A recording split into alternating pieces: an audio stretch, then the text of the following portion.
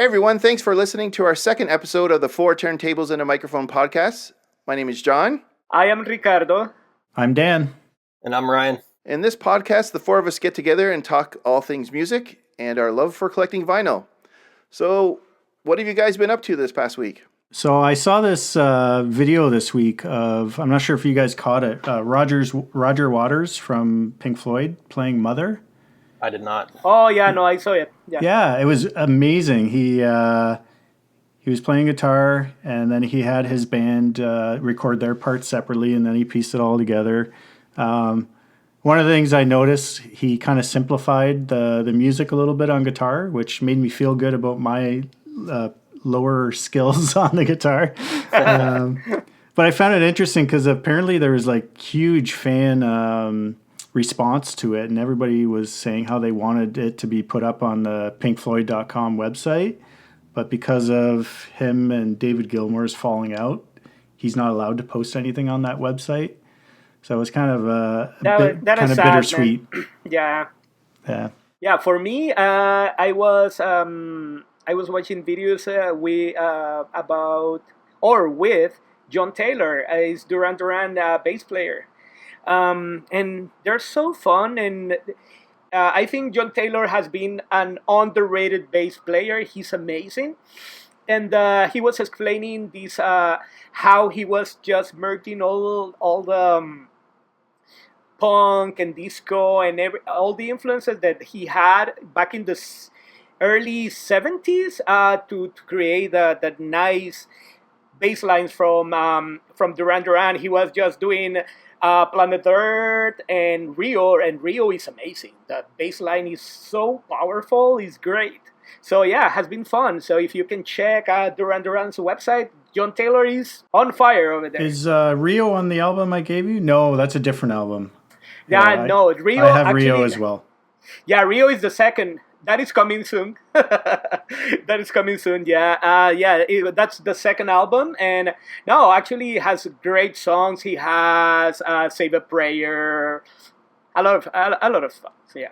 I also saw Kurt Smith of Tears for Fears playing Mad World acoustic with his daughter. I don't know if you guys saw this. Yeah, he plays it with his daughter.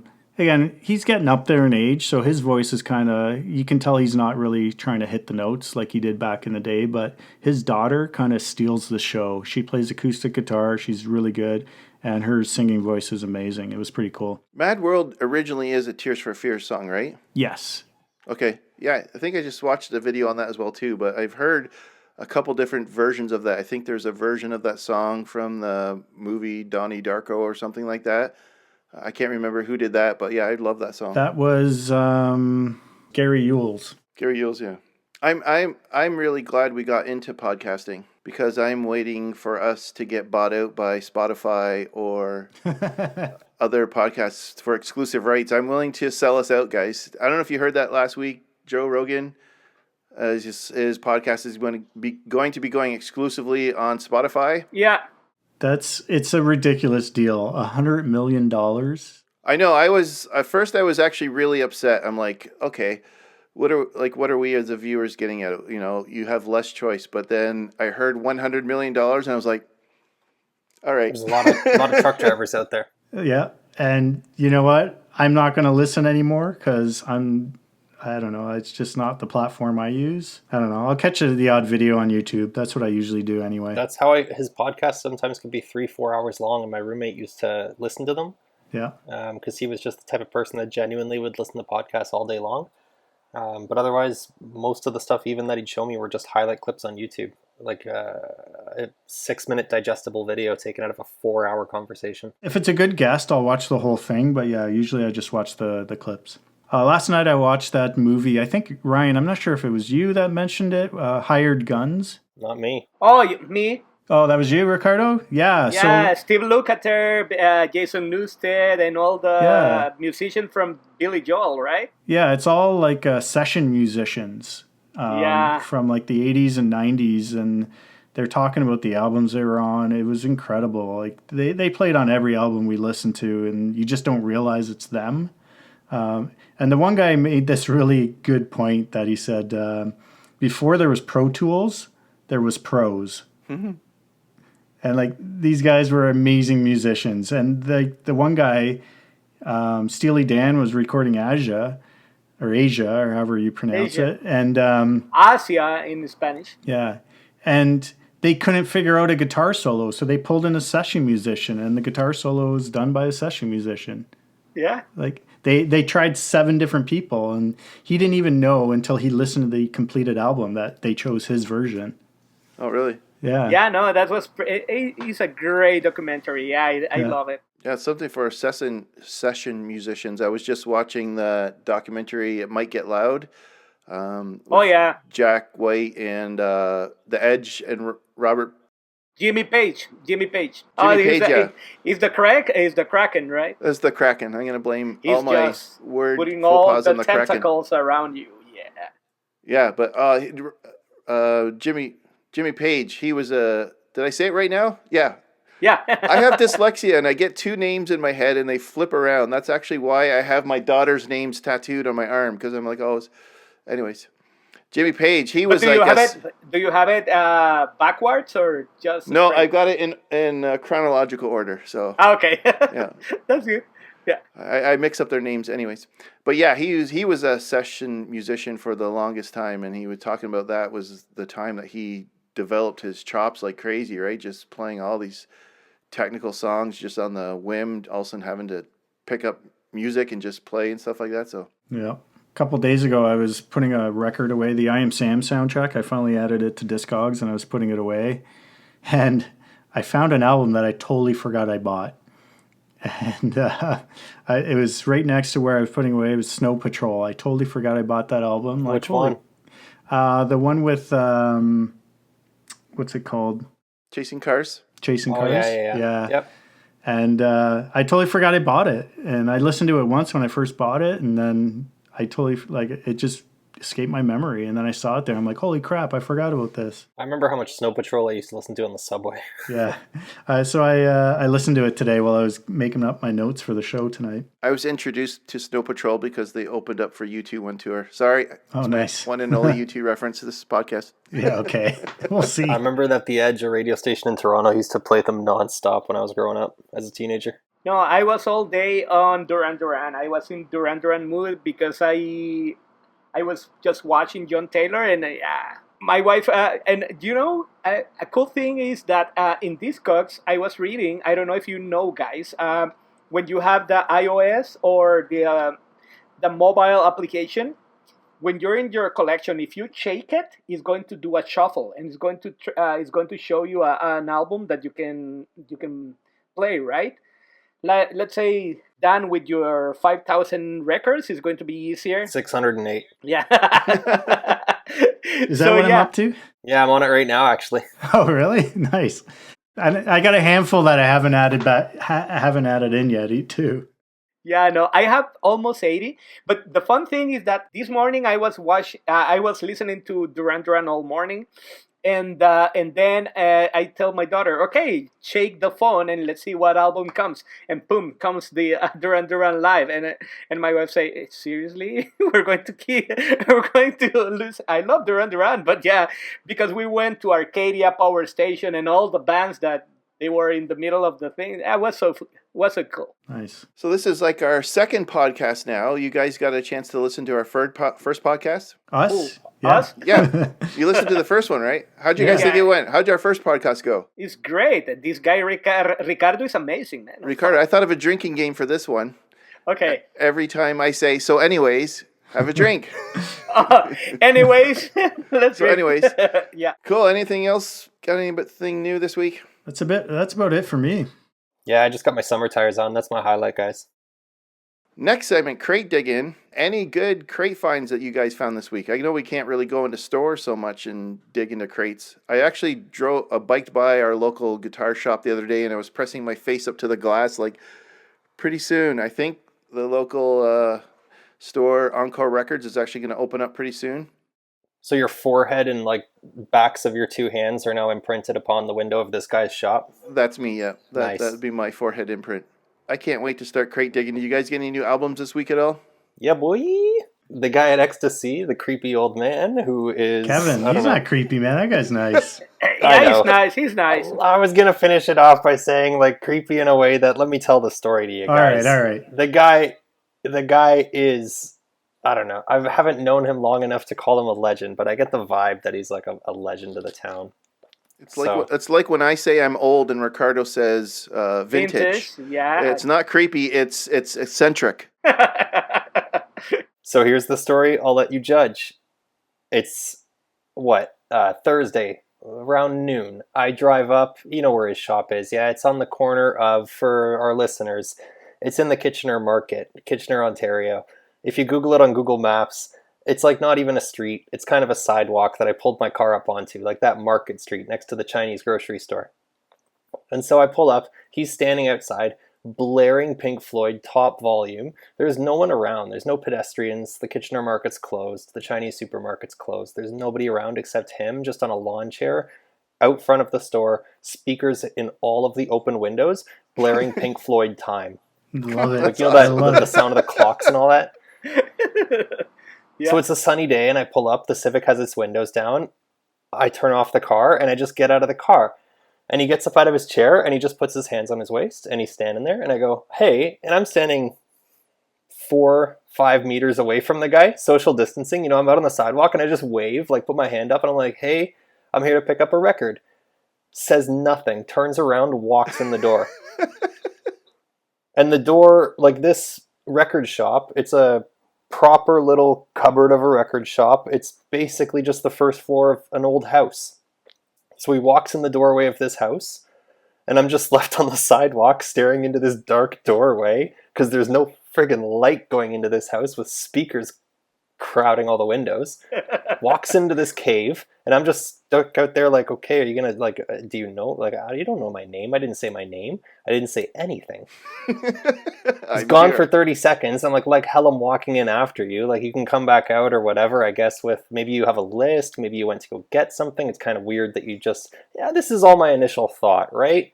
So I'm just standing there, hands in my pockets. Walks right back out with this.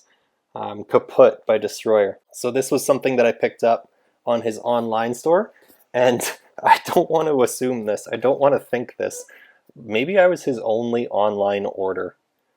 The order is here. Maybe for the day. It's hard to say. I don't know. Sometimes I go in there and I placed the order on Monday Yeah. and Friday. Sorry, I said it was Thursday. Yeah, no, it was Friday. Days bleed together because of lockdown. It's all the same. Friday I went to go pick it up. So it was, the order was there for a few days online.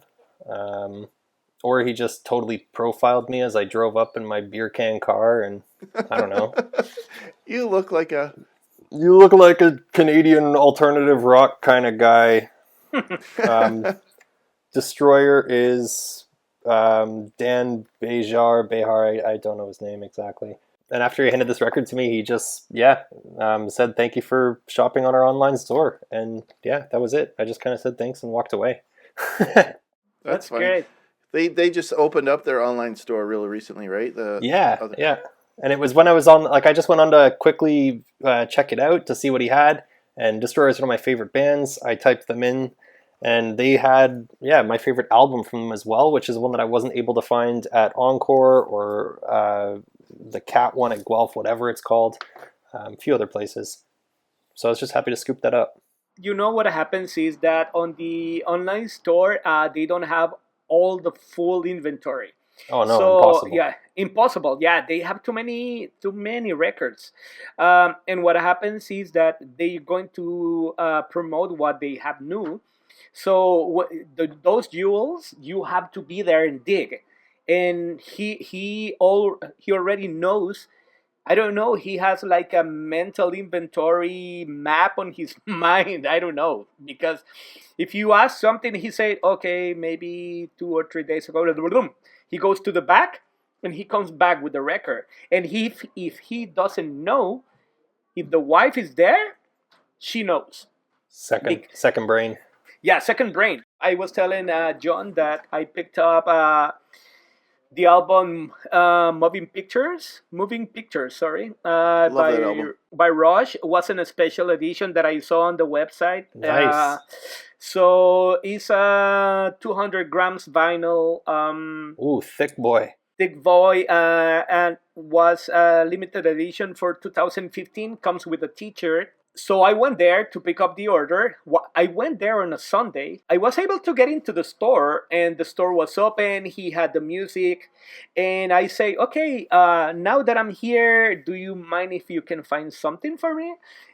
And he said, of course, what do you want? And I said, okay, I need Foreigner record. And he said, oh no, I saw that record like 2 days ago, but I think it's gone.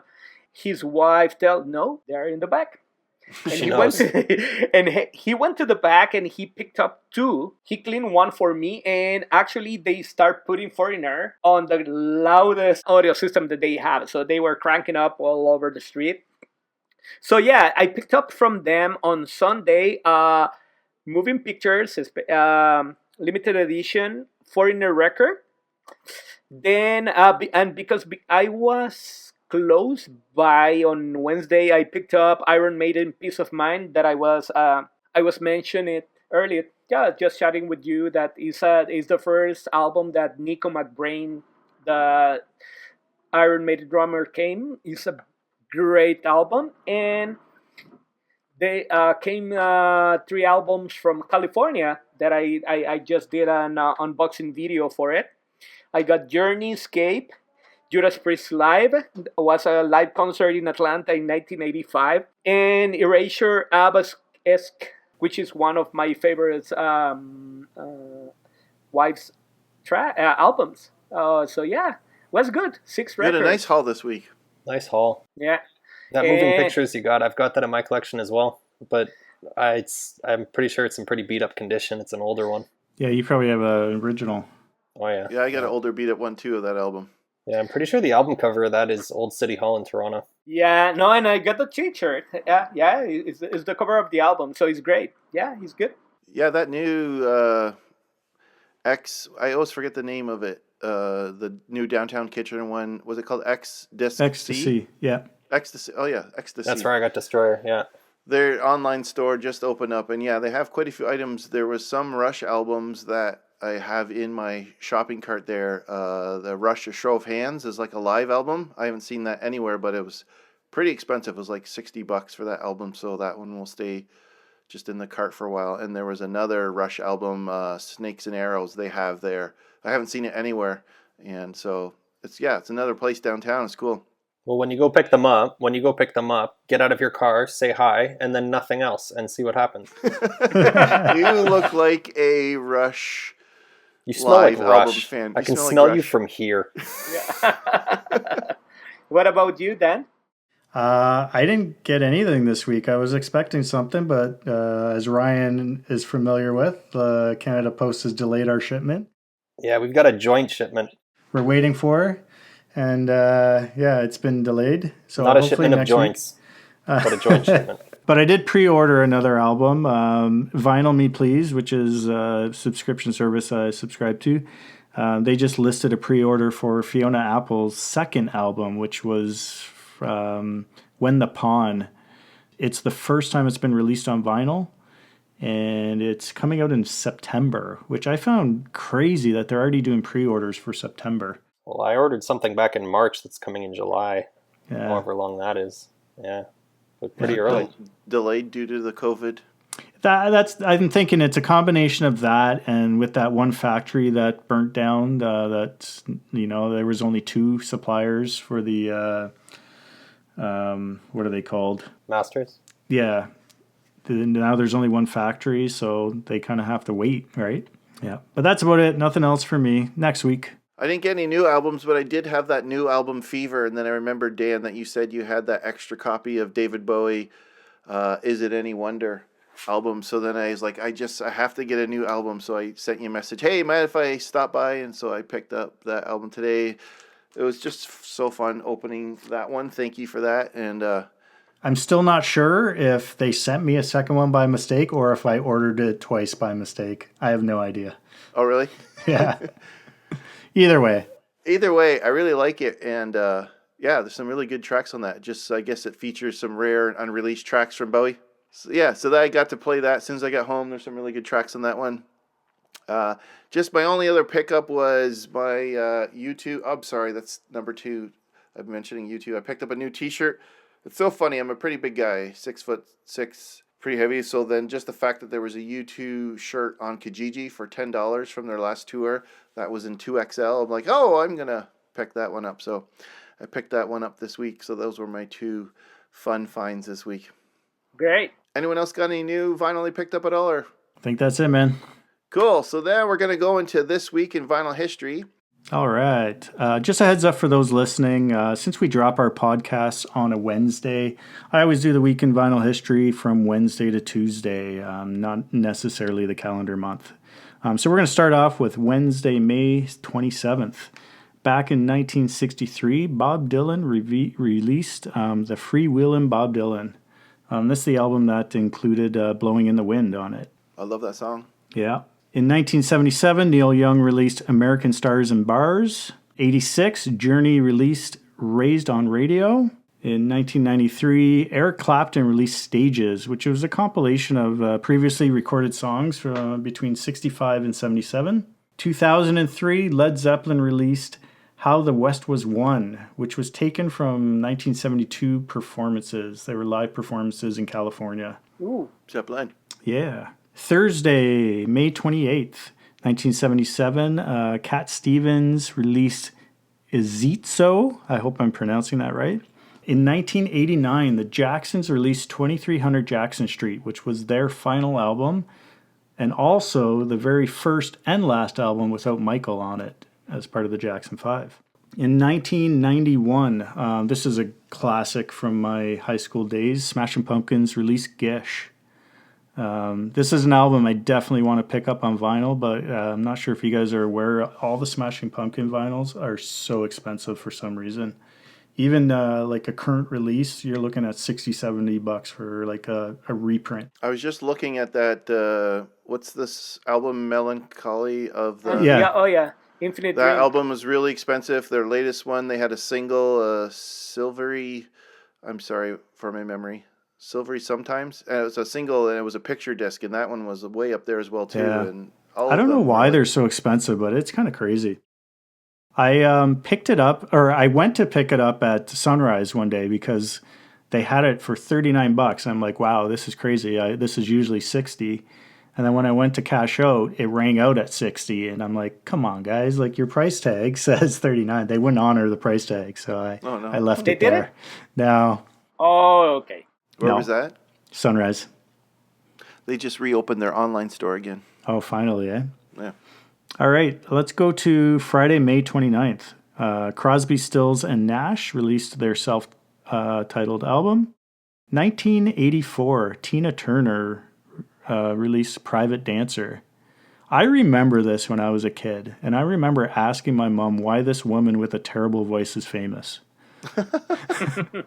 I don't know. I Gonna never get some haters on that comment. I maybe like again. I understand her. I respect her work, but I just couldn't understand it as a child why she was so famous because I just thought she had a terrible voice at the time. But yeah, she had great legs.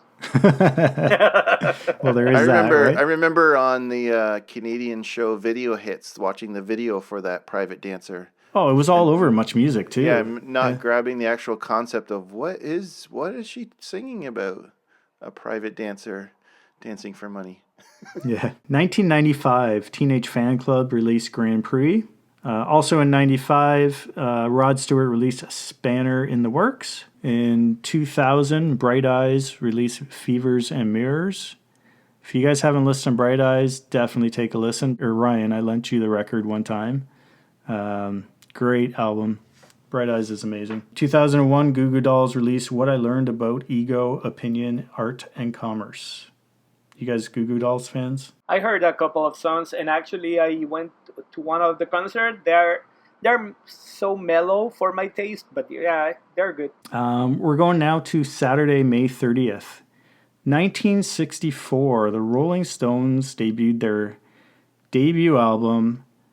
Do you guys know the title? 64. Rolling No? It's the Stones one where now. they're all sitting like a bunch of hippies, or It's a very arrogant title for a debut album.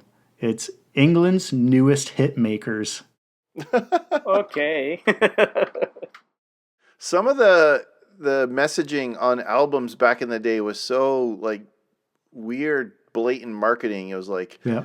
come listen to the hits you're hearing on the radio of our latest song. They were like really Crazy. 1980, Peter Gabriel released his self-titled album. 1981, Echo and the Bunnymen with Heaven Up Here. 84, Jefferson Starship released Nuclear Furniture. Nuclear Family would be a good album. I was just cover talking out of title. my head instead of reading the notes in front of me. Yeah, that sounds more like Slayer or Cannibal Corpse title, right? In 1988, Bob Dylan released Down in the Groove. 2000, Iron Maiden released Brave New World. I didn't even know they were releasing albums still in 2000. Oh yeah. Actually, they released the Book of Souls, which is a great double album a couple of years back. So yeah, they're still rocking. And 2005, Oasis released Don't Believe the Truth. All right, now we're going to go to Sunday, May 31st, 1983. Great album by the Talking Heads, Speaking in Tongues. This is the album with Burning Down the House. Burning Down the House. I'm looking for the 77. I have it, man. Yeah, but it's yours. It's not mine. Exactly. So that is not fun. 1985, one of my favorite albums, and I know it's another album John appreciates. Aha's Hunting High and Low was released. Oh no, I really like that album. Was a weird time for me because I was in between heavy metal and electronic, and actually Duran Duran. I was a complete disaster. I didn't know what music path should I go. The thing is that metal for me was more based on my guitar skill, so I was just improving. I didn't have like an electric guitar, but I really wanted to play guitar, but I had all that music, the electronic, the new wave, You also and wanted to everything. play the synthesizer. I guess You because could have it all, Ricardo. You can have it all. yeah, I know that is sad. Yeah, because that time was like my Duran Duran era, and yeah, I remember that album, Hunting High and Low, and it's amazing. I bought it one time that we went to the States to see my cousins over there, and yeah, no. Since there, I was hooked, and not just for Take On Me, which was all over the place on MTV that time, and The Sun Always Shines on TV, but the record is a great record. Their current tour, which obviously is on pause, but they are touring the world right now, and they are playing this album as their tour. It's the Hunting High and Low tour. Next up, 1994, we got Stone Temple Pilots' second album, Purple, which is one of my favorites. It's got Vaseline and Interstate Love Song on it. I love that song. I keep putting Vaseline on repeat lately. Yeah, and this made me realize that I need to go buy that album. It is so good. 1994, Elton John's The Lion King soundtrack came out. All right, and we are going to Monday, June 1st. Great album in 1967 released by the Beatles, Sgt. Pepper's Lonely Hearts Club Band. I got it for $5. Yay! Nice. My daughters bought that for me for Christmas. Yeah, I picked that up at the antique market not too long ago. Yeah, I got it in a nice combo. I told you, Dan, that combo. I got that one. I got Let It Be, Weezer, and Whiplash Smile from Billy Idol for $20. Awesome. This one here surprised me. 1970, the Monkees released Changes, and it was their 9th album, which I was surprised by. They had 9 albums by 1970. Holy crap. Yeah, that seemed crazy. I remember being 5 years old and there was like only one TV station that we get and it would play the Monkees, and I was like telling my older brother, hey, look, this fun show I found. It's called the Monkees. And like, oh, that's from like 15 years ago. I'm like, huh? What? Yeah. I didn't understand that concept that they were popular before my time, but Yeah, I watched that show when I was a kid too on repeats. In 1972, we have Gary Glitter with Touch Me, and also Aretha Franklin with Amazing Grace. 1976, The Runaways, self-titled album, and that was featuring Joan Jett. I'm not sure if you guys remember the song Cherry Bomb that she wrote. Isn't that in the Guardians of the Galaxy Yeah. awesome mixtape soundtrack? Yeah. I like that song. 1982, we have Genesis with Three Sides Live. Oh, I have that one. I love it. Awesome. And then also in 82, the Rolling Stones' Still Life. In 1983, we got The Police with Synchronicity, which is a great album. 1985, Sting with The Dream of the Blue Turtles. Oh, that's the one, and the song Russians is there, right? Yeah, I'm not sure. I don't have that one. The Russians love their children too. Yeah. Synchronicity was like that was like the very first rock and roll song I ever liked at all. Really? I remember being in Oshawa and going into, I think it was a store called the Wokel or something like that. And it was in the back, and they were actually playing a video of that song. And I remember it was like, come on, let's go. I'm like, what is this? And that was like the very first rock and roll song that I ever... Synchronicity. In 1991, we have Massive Attack with Blue Lines. In 93, Pat Benatar with Gravity's Rainbow. 1995, Nine Inch Nails, Further Down the Spiral. And then for Tuesday, June 2nd, 1967, David Bowie's debut self-titled album. 1978, Bruce Springsteen with Darkness on the Edge of Town. In 1980, this one's a fun one, Cheap Trick released a 10-inch EP called Found All the Parts. And it was 4 songs from a live show that they did, including Day Tripper by the Beatles. However, they didn't like the live version of Day Tripper, so they went into the studio and recorded a version in the studio and then overdubbed like audience cheering and yelling and over top of it to make it sound like it was from the live show. That's almost kind of cheating. Yeah, a little bit, eh? 1987, Gloria Estefan and the Miami Sound Machine with Let It Loose. Come on, shake your body, make it do that. Yeah. 1992, Mariah Carey did the MTV Unplugged. Does MTV still do the Unplugged series at all? They do, yeah. Like they did that the Aha one just a couple years ago. Oh, really? Yeah. 1998, Brooks and Dunn, If You See Her. Also in 98, the Smashing Pumpkins' Adore, another great album. I love that album. And 2009, Iggy Pop, Preliminaires. And that wraps up this week in vinyl history. Nice. I like going back in history. Some of those things bring back some nice memories. Okay, so the next segment we're doing is our 4-Tam Top 12. 4 turntables in a microphone Top 12. And this week we are doing our Top 12 driving songs. So who's going first? Each pick 3 of our top 3 driving songs that we like. All right, I'll go first. First up, I have a Bruce Springsteen song, Born to Run.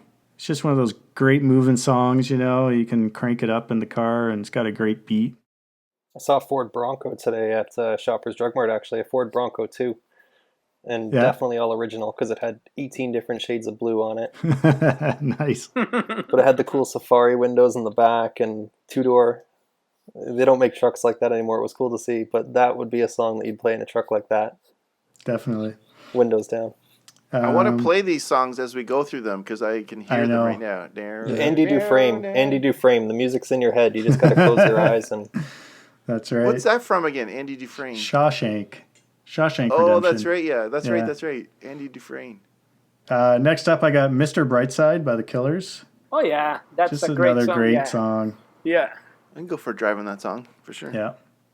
And last up, I have, this is actually from an album I picked up last week from the Survival of the Fattest album, Country Roads. It's a John Denver song, but this is the cover version by Me First and the Gimme Gimmes, just like a punk version.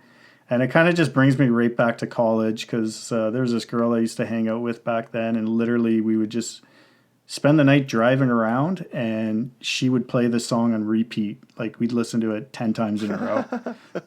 And it's a great song. I went through, I drove to Boston a few years ago, and then we were driving back, and you're going through the U.S. I forget I forget my geography there, but which state we were going through, but it was super rolling hills and stuff. And I think all of a sudden we busted out that song because it just felt appropriate. It was felt easier. This version or the John Denver version? The John Denver version. I have to listen to that version that you're talking about. All right, who's next? Okay, I can go next. Actually, for me, I was thinking a little bit heavier. You know what my problem is, that when I'm cranking up the stereo and listen to metal, I miss all the exits. So I don't know where I'm going. I'm just keep driving and just lost in my thoughts. But for me, one of the most ones that you have to have is Deep Purple Highway Star. I don't know if you heard that song. It's a great driving song. I'm going to listen to that on my next drive, Ricardo. Oh yeah, Highway Star. Then I have another heavy one, which is one from Judas Priest. It's called Free Will Burning. It's amazing. I don't know if you're going to go a little bit fast with that one. And the other one, I will say that this one is a classic. So is Don't Stop Me Now by Queen. That's a great drive. That one almost made my list. I was like teetering with that one. Oh yeah, no, that is an amazing. Stop me now. Sorry, Yeah. There's a lot of Queen songs actually that could be on a great driving. You could just have a driving playlist of Queen songs. Definitely. Yep. Can we put this list on like a playlist on like Spotify and Apple Music stuff? Yeah, let's do that. We'll put the link in the description. Okay, Ryan, you have something for us? So the first one that I chose is coincidentally, the theme song for a series that I want to see but have yet to see. Have any of you guys seen The Sopranos? Yes. I love.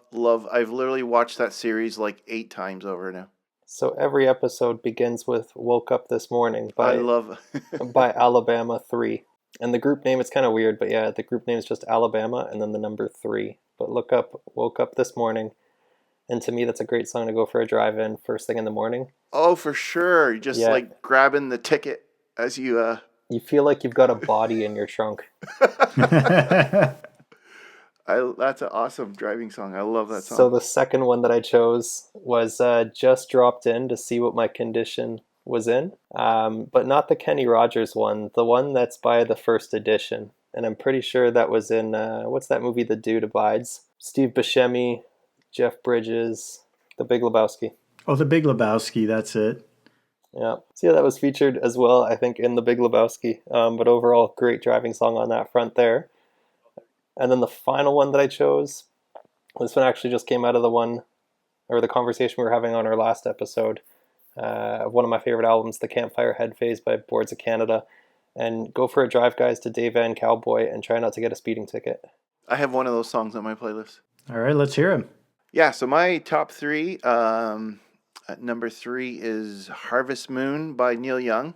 It's because I actually remember, during the summer, one of my favorite things is driving to the beach in along Lake Huron in Ontario, Port Elgin. And so it's about a 2-hour drive, and usually we stay till sunset and driving back. So I remember playing this song, Harvest Moon, and there was a full moon, and it was just like a really nice night driving song. So that's number 3 on my list. Another time I remember driving through Toronto at like 2 a.m. I forget, I was coming back from some long thing, and so all of a sudden the Sultans of Swing by Dire Straits came on. So another Nice. nighttime song. It was just like this. I remember driving just like, this song is just like perfect. So 2 nighttime songs. My number 1 driving song, and probably, for the longest time, my number 1 song was Red Barchetta by Rush. Oh yeah. Every time I drive to that song, I am in risk of speeding and getting a driving ticket. Just an awesome song. There's a really cool story behind it. You know, him going to his uncle's place and finding this car, and then he kind of goes on this adventure in the car, which you're not sure is real life or it's like a dream in his head. And then that part where it starts really ramping up. You know, he's like actually talking about driving a real fast sports car with well-oiled leather, hot metal in oil, and every time that song that drops after that, I cannot help but speed very fast on that song. So those are my 3 driving songs. Great list. All right, so now we're going to go into this week's Artist Spotlight. Ryan, tell us what Artist Spotlight is this week and take it away. Yeah, thanks, John. This week I thought I would focus, it was tough for me to choose, but I wanted to focus on Ports of Canada. So they're two brothers from Scotland. They've been active since 1986. They were signed to Scam Records and later on Warp Records in the 1990s. Each release from Boards revolves around a certain theme. Though they aren't necessarily concept albums, each release is built upon a different approach to layering these psychedelic soundscapes. Their sound is definitely unique.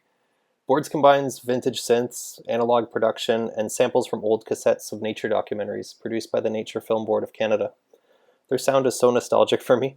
As an adult, it brings memories of from elementary school classroom videos, the ones that had gone through the VCR 100 times already and had warped over time. Boards of Canada can sound otherwise be described somewhere within like trip hop, breakbeat, instrumental, even like an ambient spectrum. There are a lot of tracks in there that are very ambient. It all depends on the release that you've picked. When I was first introduced to Boards, I was in 10th grade at a friend's house. One of their songs was used as the theme of a YouTube series we used to watch called Salad Fingers. Have you guys ever heard of this? No, I haven't heard not at Salad all. Fingers, no. All right, write that down for later on. Something to watch entirely on its own with the lights off. Salad Fingers. The song was called Beware the Friendly Stranger, except it wasn't so much a song as it was an interlude or a soundscape. Now, this friend had been a fan already for however long, and I knew this because he first played a song for me, one called Julie and Candy. I couldn't get into their sound. We had a conversation about what I was hearing. I remember that. I had never really heard anything like them at the time. For context, at this age, my 6 gigabyte green iPod mini is filled with my dad's collection of CDs I had ripped to iTunes and some Blink-182 I had found on Kazaa. So yeah, my friend was patient enough and I suppose passionate enough about this group to give me an album of theirs to sit on, and that was GeoGaddy. Now I listened to it front to back and it was a trip. Proper headphone music. It became my choice listen while riding the subway home after school, and by that summer I was a fan.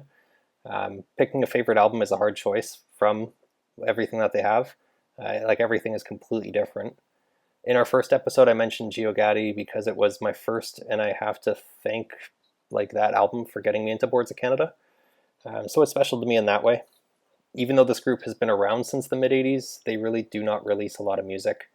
I had read somewhere that GeoGaddy had involved creating over 400 different song fragments, and 60 of that, 60 of them were complete songs, and then 22 of that made it into the album. They don't really interview, they don't tour, they're very underground. For friends that I try to share Boards with, my go-to track for them is always Dave Van Cowboy from the Campfire Head Phase. This album came out in 2005 and features really dreamy, grainy samples. It takes you on this really calm, meditative trip during one track and rushes of adrenaline in another. Dave Van Cowboy blurs the lines between rock and techno and even ambient electronic music. The video that Warp Records released for it is basically just footage of a famous parachute jump made by Joe Kittinger in 1960. This guy jumped from 31 kilometers, which is 20 miles, above the Earth's surface. So he was basically in space, right there on the limit of the atmosphere. So Cold War Air Force stuff. Of course, I wish I could play some of the track for you here, but then we get the copyright slap. You'll just have to imagine what type of music might go along with historic footage of a guy falling from the edge of space. So yeah, Boards of Canada, my gift to you. Is that the album You Lent Me? Yeah, I think so. Yeah, that was an incredible album. It's one I've been wanting to pick up, but we saw it at Ecstasy that one day, but I think he wanted $100, and I just wasn't prepared to pay for that. I've seen, unfortunately, a lot of copies of it where people are just trying to milk you on it. But I have also seen there are a lot of places where you can still get brand new sealed reissues that are just as good. Yeah, I'll look out for one. I'll pick They one won't up have sooner that or later. filthy Discogs hipster value, but the reissues are just as good. I remember reading on Discogs that I bought of course it's a reissue, but of one of their EPs. And I remember going on Discogs and going reading in the description, the notes at the very bottom, that you'll know you have an original pressing if the print on the back is also in Braille. And I just went, okay. I love it. It's good. I remember after last Saturday night, after the podcast, you sent me one of their albums and I was listening to it. It's good stuff. It's funny that it's from Ireland and they have a reference to Canada in the name of their band. Scotland. Yeah. Oh, Scotland, sorry. Yeah. Same thing. Oh no, I'm just joking. I don't understand, or I don't know personally why, like, just beyond, I guess, like, did you guys ever watch those types of videos in school, Yes, or are I you know too exactly old? what you're talking You about. know those types of videos, like the Yeah. nature documentaries, those types of things where they had, Dan, like, you've listened to some Boards of Canada, so you know the Yeah. type of, like, chords and, like, off-key, off-tune sort Yeah. of pads that they use. Yeah, I'd listen to it on the subway and even on the school bus, like back with my iPod, like sitting in the back of the school bus listening to Boards of Canada, that type of stuff. Yeah. Cool. Everyone else my age was into super edgy hard rock Billy Talent shit, and I'm listening to Boards of Canada. I love those old Canadian little things they would play in school and stuff like that. They had like Who's Who Winterland or something like that, and they had all these little things about logging and stuff like that. Yeah, you hear like a loon call. Oh yeah, for sure. Very nostalgic. Awesome. So yeah, the next section we're going to get into is our audio setups, what we currently have for setups right now, and our gear wish list. Who wants to go first? I can do it. Right now, what I have is I have a Marantz MR1130 receiver that I was lucky to find, which is the low entry Marantz. That sounds amazing. And like I was telling you before, I was a scavenger. I'm trying to see anything that is being sold. And so I copped this Bauer Wilkins V208 201, sorry, from 1982. Actually, the Marantz is for 1980. The Bauer Wilkins are from 1982, but the sound is super warm. They have bass. They don't have that much bass that I love, but they're getting there. And my turntable is a Fluance RT80, which I got it from you, John. And I upgrade the cartridge with the Audio Technica ATVM 95E, the green one that Ryan has, and it's amazing. It's amazing. So, because right now I'm fine, but you're never fine. You always want more. That is something super bad. Yeah, what's on your wish list? What are you hoping to upgrade on your system next? I am looking for a Marantz as well. I want a vintage Marantz, but it's going to be the 2270. I think this one is the top of the line of the vintage one. Is great. Is 70 watts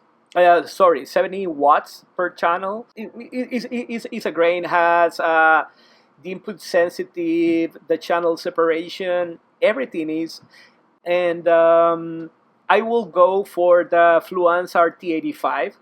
That would be on my wish list. And any floor standing speakers. I was listening from some clips once, and I can go with Bauer and Wilkins, but they're so expensive. That's for when we sell exclusive rights of our podcast to Spotify for 100 million. Then we'll see. I'm going to justify how stupidly expensive those speakers are with the fact that you are still using someone's second-hand models from 1980, whatever you said. So when you drop that $1,000, you've now bought the last pair of speakers you'll ever buy. Oh yeah, I know. The Klipsch RF7 floor standing speakers, they're around $4,000, and the Bauer Wilkins 804 D3 floor standing ones. Oh, buddy, okay, you're looking at floor standing 804s. I'm talking about like humble little bookshelf 606 B&Ws. No. I'm looking for that because you're going to have a better. The thing is everything. It's worth more than my Civic. That's true. You can get another. Yeah, but actually, they're not so bad. They're just $9,000. So I guess the secret is to get speakers that are so big that if someone ever breaks into your house, they physically can't steal them. That's right. That is a good one. Yeah, but I will say that Bauer Wilkins the 804, the Marantz 2270, and my Fluance RT85 would be on my wish list to get there right away. So if you want to donate something, you know what you do, or you can surprise me with a nice Christmas present or birthday Ricardo will leave present. his shipping address in the description below for. We'll have a wish list, Amazon wish list set up. Yeah. Amazon wish list. Any sponsors who want to send us gear, here we go. Dan, what about you? Talk to us about your audio setup and your wish list. All right. I am using the Fluance RT85 reference high fidelity turntable. That's their top of the line model with the Ortofon 2M Blue stylus. It's got the acrylic platter and the servo motor. It is pretty much incredible. I haven't found anything better, so I'll be sticking with that one for a long time. I'm also using Fluance's PA10 high fidelity phono preamp. Going from the turntable to the preamp. And then right now I am currently using the Marshall Stanmore speaker. It's an amazing speaker. It's 85 watts packed into this tiny little package. This thing sounds amazing. I rarely have to put it above 2 or 3. And pretty happy with it. But my dad has told me that he's going to give me his vintage Marantz amp. So once I get a hold of that, I'm going to start looking for some separate speakers, and I'm going to try and see what Fluance has. I'm going to see if any stores have them where I can actually go listen to them, or I might even reach out to Fluance and ask them what the different sound qualities are. But sooner or later, once this whole self-isolation thing's over, I'll take a trip down to my dad's and pick up the amp and see what I got. As for my wish list, I don't know, gear-wise, I don't know. I'm kind of happy with the gear I have, but what I would actually love is a listening room just devoted to vinyl. Where it's set up for proper sound. It's got some leather Barca loungers, maybe like a wine cellar and humidor nearby, access to like an outdoor patio, so you can just open the doors and chill on the patio with your Ruin your music acoustics? going. Are you kidding? It would have to be in the basement. Yeah, exactly. But I don't know, something like that. You can have outdoor speakers over there. So when you open when you go out, you can have the second speaker set over there. Yeah. So. Yeah, but if we're getting down to the nitty gritty, then you'd have to go back inside every 22 minutes or leave that door open and have the humidity. Well, the outdoor access is for heading out, smoking a cigar on the patio and that sort of thing. But then you come inside and chill out on the leather loungers to really enjoy the music. So that's about it for me. Nice, very cool. Ryan, how about you? Your current audio gear and your items on your wish list. Yeah, glad I'm going last because it's more so about the wish list on my part, guys. I got Dan's old turntable, so that's the RT81, RT80? RT80. RT80, shouts out RT80, entry level. But an entry level Fluance is like an entry level Porsche, so you can't really knock it on that front. I'm very happy with it. No preamp, nothing glorious on that front. It is connected directly to a set of speakers that I have had for a very, very long time. Many of you perhaps are familiar with Logitech. Yes, I know of Logitech. I've got a set of Logitech speakers with some THX stickers slapped all over them. They are the Z5500 models, and what Ricardo lacks in bass, I've got stupid, overwhelming amounts of it.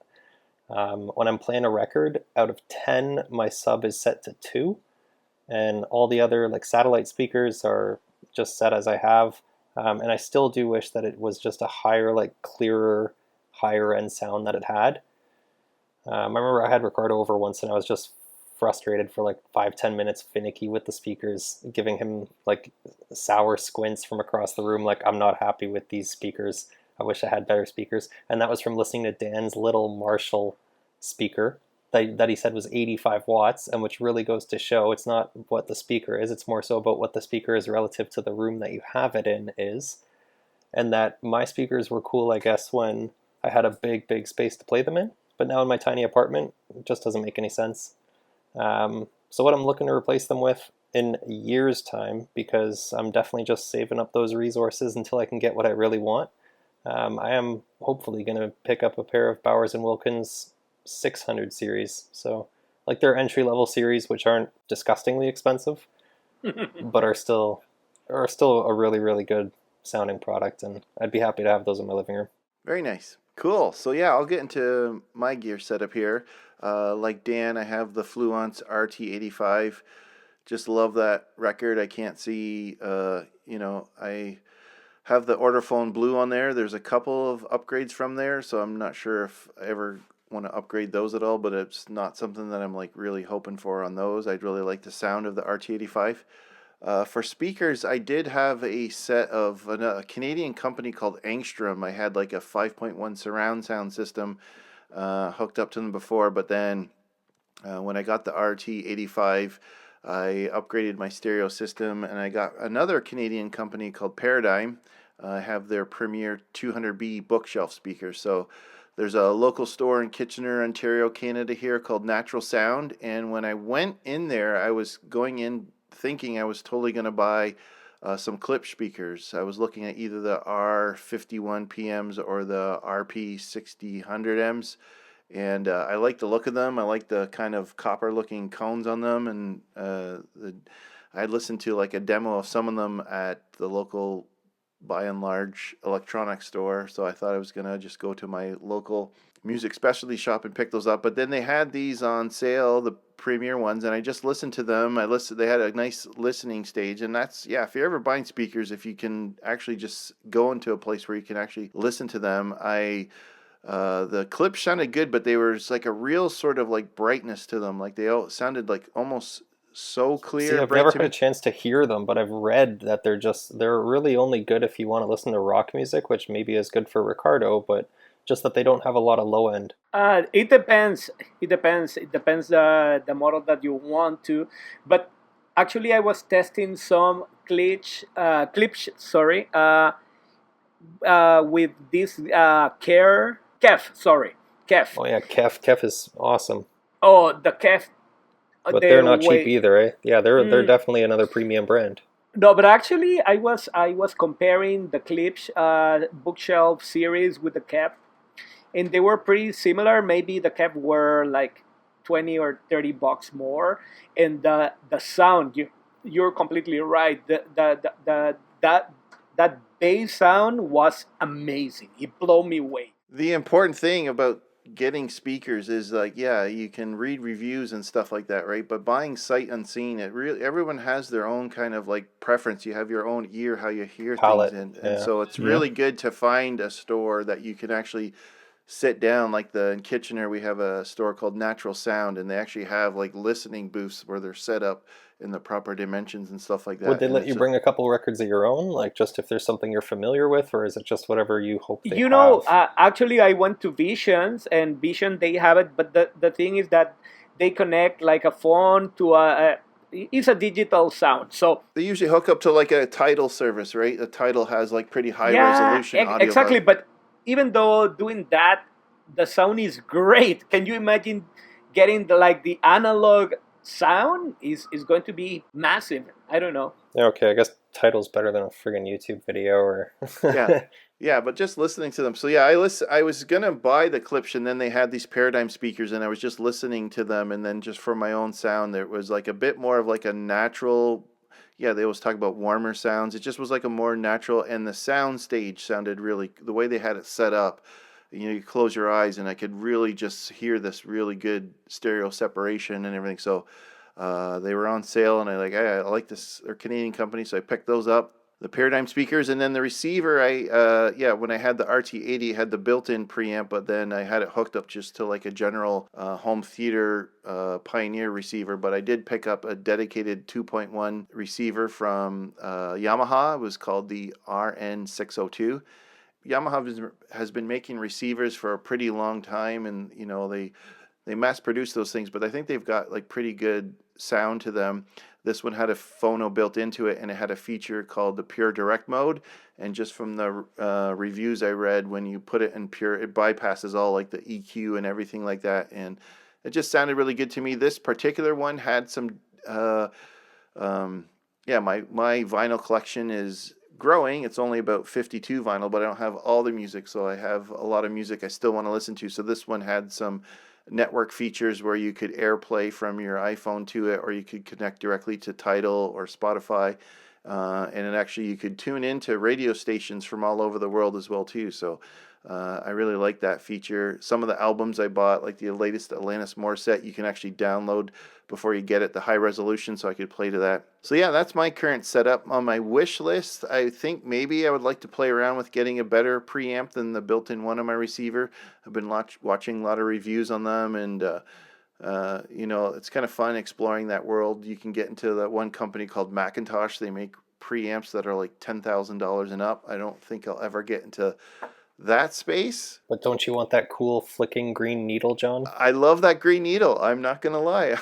I was watching a YouTube video of one of the shows in Germany as well too, where they actually had like these $100,000 setups like in each individual room. So I would love to go sometime and just check out these different listening rooms for some of these brands. But the depreciating gains, like how much money, or rather how quickly the price can inflate on these pieces of hardware, it's insane, especially for those Macintosh. Like I have seen videos of how it's made, the care that goes into it. It's all handmade. It's surgical. It's like a lab. It is a lab that it's made in. But also the price, the jump that the price is it's like when you're on I don't know if you guys, because I'm a car guy, right? So you're on the Mercedes website. You pick the E-Class or S-Class Mercedes, the thing starts at whatever price, but then it will start to take $40,000 or $50,000 steps, like 3 stair climbs up in price in one step, just from, I don't know, because they've changed the engine, but on the outside it doesn't look any different necessarily. Yeah. And it's just these, if you're not the type of person that's necessarily looking for those gains, it's going to be completely mind-boggling to anybody to be able to explain to anybody why they're there or what purpose they serve. Yeah, there probably is like a level where the returns on the sound that you're getting, they're diminishing returns, right? I mean, you could spend X amount and then you're getting really good sound, but then you have to spend so much more to just get that little extra 10%. So it feels like right now the system I have is kind of in that sweet spot. I'm in an apartment right now, so I can't actually blast radio or blast the music that loud. I have a subwoofer that can plug into my receiver as well too, from the same company from my surround sound system. It's this Angstrom subwoofer, and I can't even turn it on without pissing off my neighbors. So on my wish list, that's actually similar to Dan. One of actually, rather than getting into more gear, I hopefully in the next year or so I'm going to move into a house and just building the actual sound room. I've been watching quite a few YouTube videos on that, how you can set up a sound room. They talk about having this golden ratio of having the dimensions of a room, best for like how sound will echo, and then just sound treating the room, of putting certain sound panels on and creating bass traps. And I think more, rather than putting money into like a lot more gear, it's kind of like same as having like a inexpensive camera. I mean, if you could buy a really expensive camera, but if you don't have, good lighting and stuff like that, I think the same thing, you could spend a lot of money on sound gear, but unless you have like a room that's kind of set up for that. So that's something in my wish list, is to build like a dedicated sound room / podcasting. I see you sitting alone in a room like the Maxwell cassette guy. That's right, exactly. Just way back in the chair. Yep. I love that. I love Dan's thing of having like a humidor. I just want it set up like nice, of just having like a nice listening room. Really low lighting, like just like really warm incandescent lighting, and yeah. Yeah, I never used to believe that much about in terms of like sound treatment and stuff, but just like the way that sound bounces off of walls is like you're basically, the room that you listen into is like, it's part of your speaker system, the dimensions of your room and how sound bounces off that. So I'd like to play around with that.